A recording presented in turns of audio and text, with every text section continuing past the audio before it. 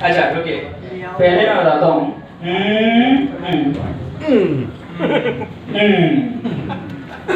अच्छा इससे पहले एक और चीज मैं बोल देता हूँ, एक 2 मिनट के लिए आप रुक जाइए बस खड़े रहिए, मैं एक पॉइंट में आना चाहता हूँ। Secret of permanent change. Permanent change का सीक्रेट क्या होता है कि आपने कई बार देखा होगा, लोग आते हैं मार्शल आर्ट्स सीख के आते हैं, लेकिन रियल लाइफ में फाइट होती है तो क्या होता है, सब भूल जाते हैं।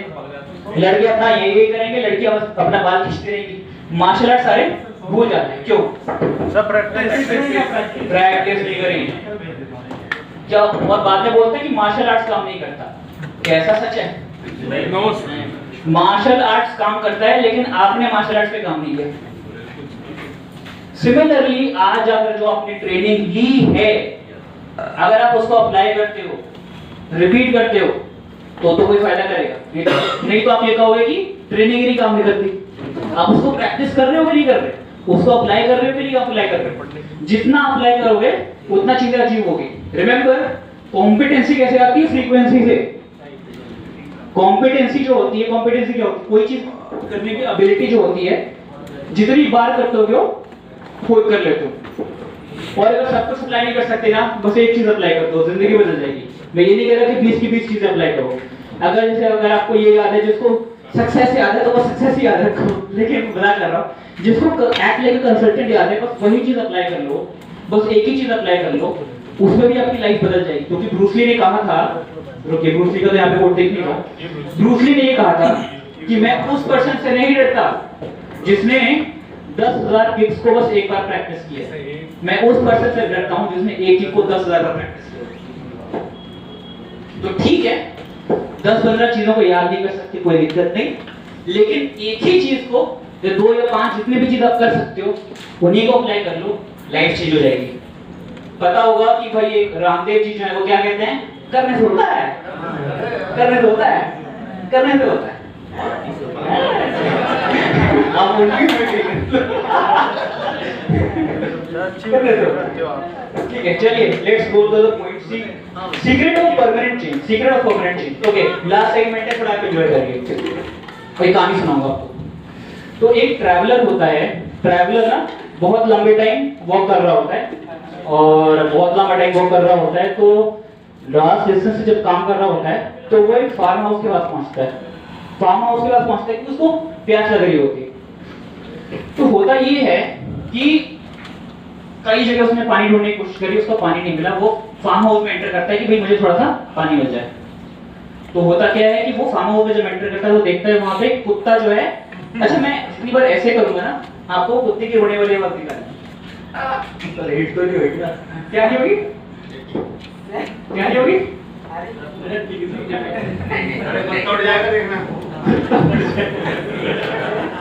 जितनी बार मैं ऐसे करूंगा कि रोने वाली, कुत्ते की रोने वाली आवाज निकालनी, ठीक है? तो कुत्ता वो देखता है कि कुत्ता जो है लेटा हुआ है, साइड में लेटा हुआ है फार्म हाउस के बाहर, और वो रो रहा है। कैसे रो रहा है? अरे कैसे रो रहा है? ऐसे करके मत बुलाओ, इशारा करो, ऐसे करके बोलो। हाँ ठीक है, इशारा करो। लेकिन कैसे रोता है कुत्ता?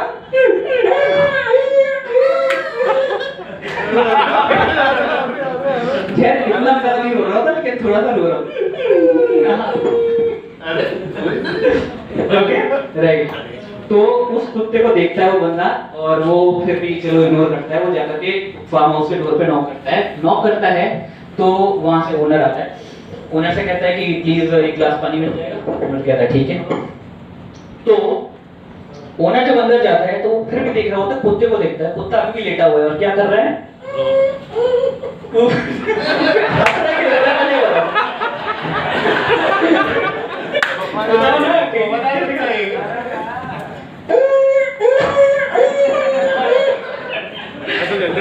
रोज जा रहा है। ठीक है।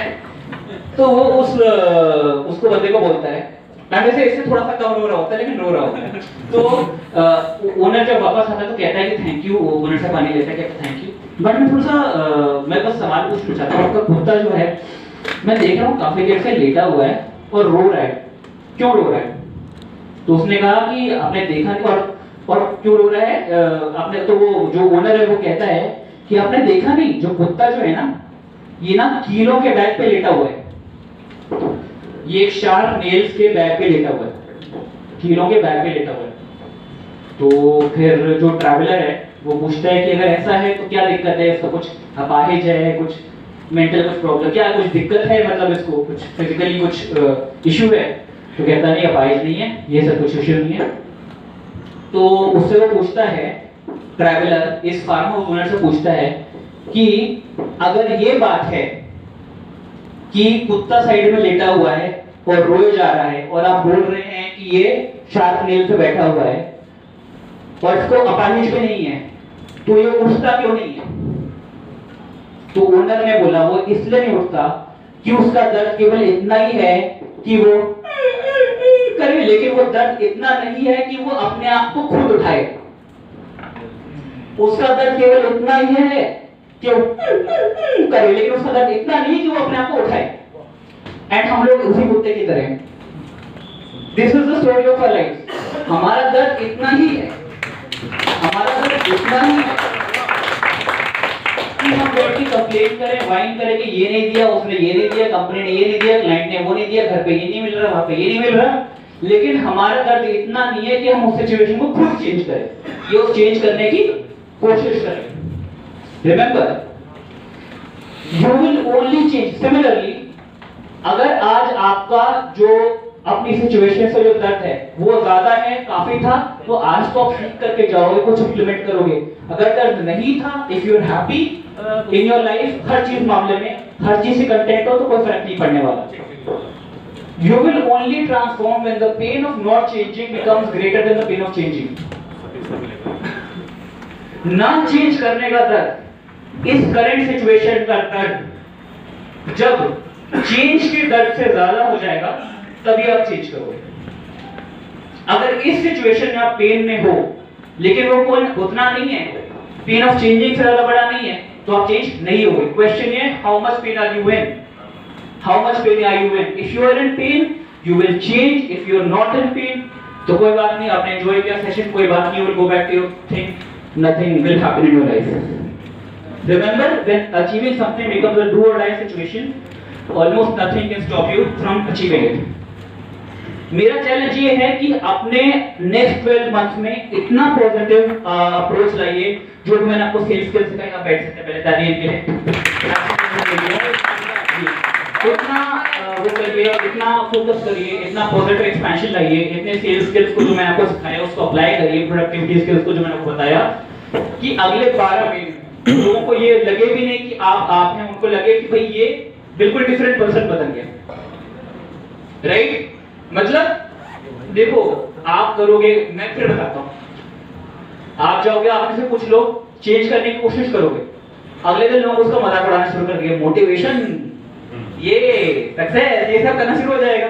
लेकिन आपको उस चीज को भी सक्सेस चाहिए, लेकिन रियल वाली सक्सेस, ये वाली, समझ रहे हो? And everything depends on what kind of pain you are in. So इतना पॉजिटिव एक्सप्रेशन लाइए अपने एटीट्यूड लाइफ में कि आप अपने गोल्स को अचीव कर सकें। People can not even recognise you, they think you are a different version. Commit to a new version of you. हर साल हम अपना फोन अपग्रेड करते हैं, हर साल लोग अपना, हर साल या हर 2 साल अपना फोन अपग्रेड करते हो। आईफोन 10, आईफोन 8, आईफोन 10, ये जो भी एंड्रॉइड का फोन, हर साल अपना फोन तो अपग्रेड करते हो, हर साल के अपने आप को अपग्रेड करते हो, हर साल अपने आप को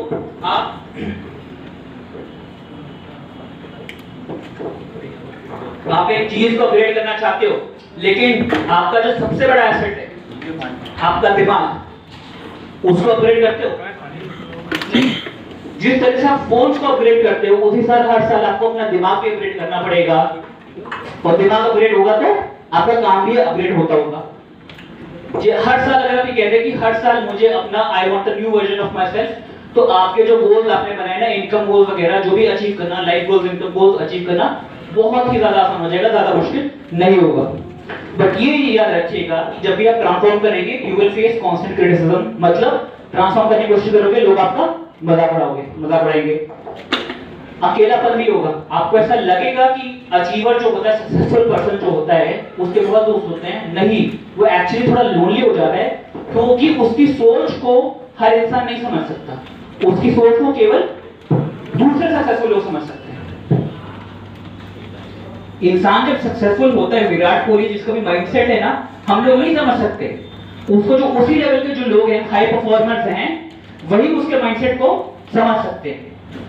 हम हर कोई नहीं समझ सकता। You will have to sacrifice tremendously. Time का भी आप सैक्रिफाइस करना पड़ सकता है, मनी का सैक्रिफाइस करना पड़ सकता है, बहुत सारी चीजों का जिंदगी में सैक्रिफाइस करना पड़ सकता है। And it is going to be a constant battle, remember that. हर दिन एक लड़ाई होगी, हर दिन एक जंग होगा, but guess what, if your dream is important enough, it is all going to be worth it.